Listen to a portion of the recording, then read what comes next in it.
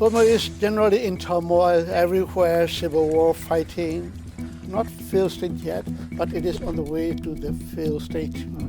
The military is just a tactical thing, it is the political issues is the crux of the problems. And there is, so long as there is no federation, the ethnic people will be never satisfied. They will continue fighting again and again.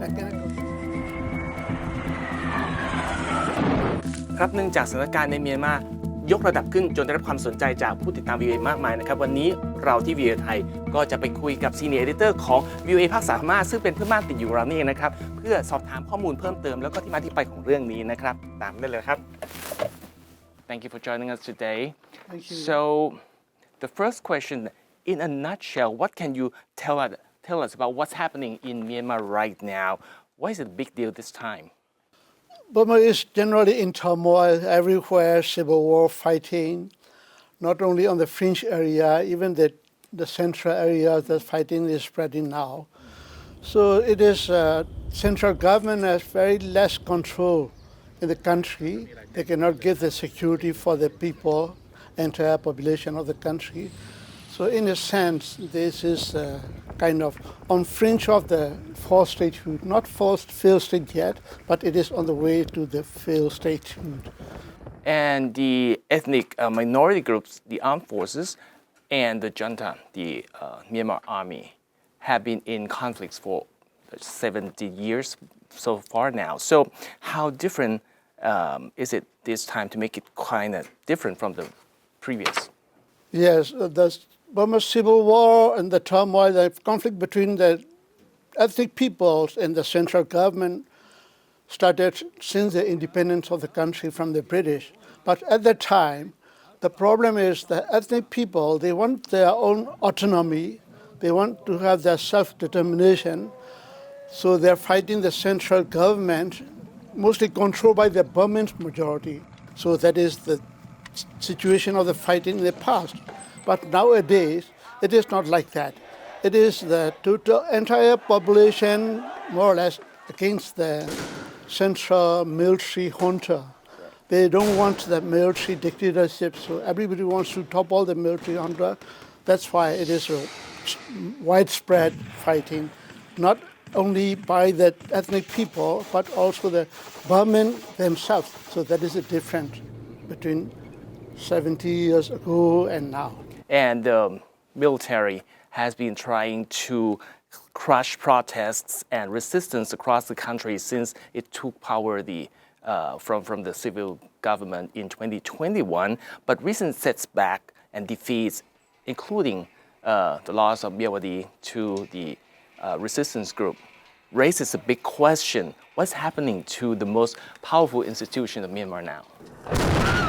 Myawaddy fighting, Myawaddy battle is a last step, The first step of the escalation of the fighting is what they call it 1027 operation on the Myanmar-Chinese border.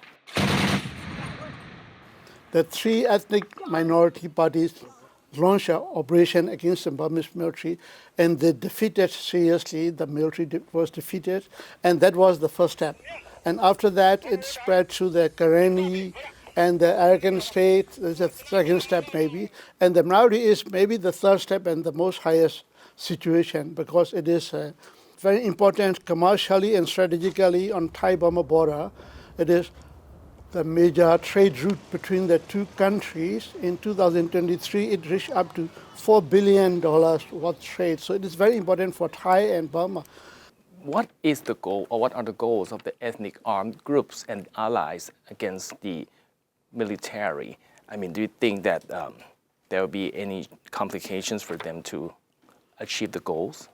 The first step is to topple the military dictatorship. So on this level, everybody is united, okay.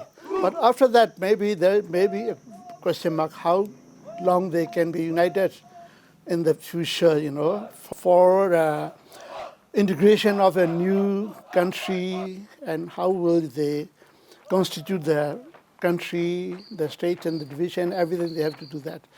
So the fighting slogan at the moment is the Federal Democratic Union. It is possible, I think.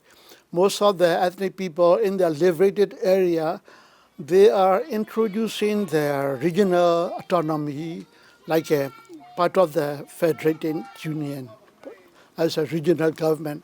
So as a federating unit, they are starting to form their government like Kaya State and Rakhine and partly Chin.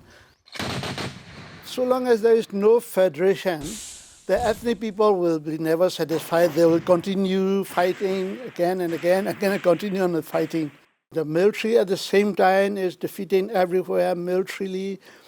And the most importantly, the military is likely to implode, inside, because the leadership is very much under challenge by its troops as well, because they are losing everywhere and they are morally defeated. And even some rumors, they want to change the leadership. They are not enough to handle, qualified enough to handle the situation. So that is the challenge for the military, very serious challenge. And to make the situation worse, the government has made their force the military service conscription law. So they are enforcing that. And at the moment, the boy, from 18 to 32, I think the young men have to serve the military. So that shows that military is in need of the strength. They don't have enough soldiers to fight against the rebels, so they have to conscript the people. So they are running away from the conscript. They don't want to be used by the military. They rather would like to serve the rebel groups rather than the central military authority. So this is very difficult situation. So what do you expect to happen in Myanmar in the coming months? Would there be any involvement or roles of the National Unity government or even Aung San Suu Kyi herself involving in this? Before we talk about the NUG and Aung San Suu Kyi, military have to find an outlet. So how will they find the outlet? Maybe they try to use Aung San Suu Kyi, because she is a very good icon, very good face to cover, under her name they can do everything. But will she accept the military playing with her to control the resistance? It's not sure.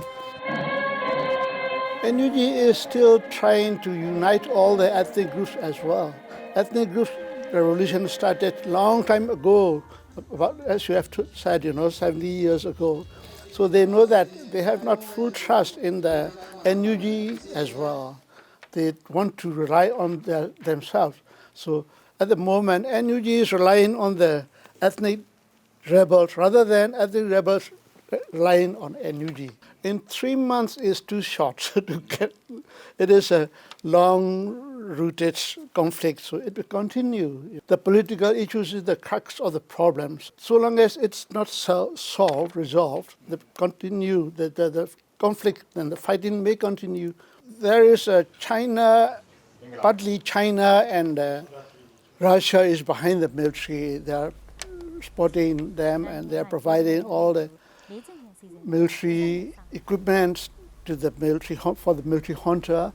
So long as the Russian is there, military cannot be easily surrendered, easily conquered. They will have some very strong resistance. But more importantly, the support of the people, the population, they are not behind the military, they are behind the resistant groups. That is more important than the military assistance. But as I tell, so long as the Russian is there, the military won't give up easily. And for the whole 70 years since the independence, military have the inner perception that we are the organization, the institution that can keep the country together. That is the perception, deep-rooted perception in the military's mind. So that is difficult. So they will still be very hard to defeat totally. And what can you tell us about the U.S.'s role in stabilizing Myanmar, or who have the interest or are the key players in Washington on Myanmar policy? U.S. government at the moment is preoccupied with other issues, more important issues with the Ukraine and Middle East, Gaza, Israel. So Burma is maybe on the bottom of the agenda if they have something in their mind. If American and China can have some sort of agreement about Burma, that will be great. That will be great. So if Burma is peaceful and stable, we both can be benefit. If we can do that, it will be okay. But I don't expect it at the moment. Some American people, especially like the Senator Mitch McConnell, he's a Burmese friend of Burma, we can say him, yes. And some NGOs and academics, some former U.S. diplomats to Burma, they are very active trying to find the problem. But the problem is the academic and the experts, like they are diagnosed like a doctor, the disease, but they can give the treatment. They can prescribe the medication. ครับและนั่นคือข้อมูลที่เราได้จากคุณจอซันทานะครับ Senior Editor ของ VOA ภาคภาษาพม่าที่ทาง VOA ไทยนำมาเสนอเพื่อให้ท่านผู้ติดตามทุกท่านรับทราบถึงสถานการณ์ในเมียนมานะครับและถ้าเรามีอัปเดตต่างๆจากแหล่งข่าวของเราเข้ามาเราจะนำมาเสนอทุกท่านทันทีนะครับก็ติดตามได้ครับที่ voathai.com และแพลตฟอร์มโซเชียลมีเดียต่างๆนะครับวันนี้ก็ขอบคุณที่ติดตามรับชมนะครับขอบคุณมากครับสวัสดีครับ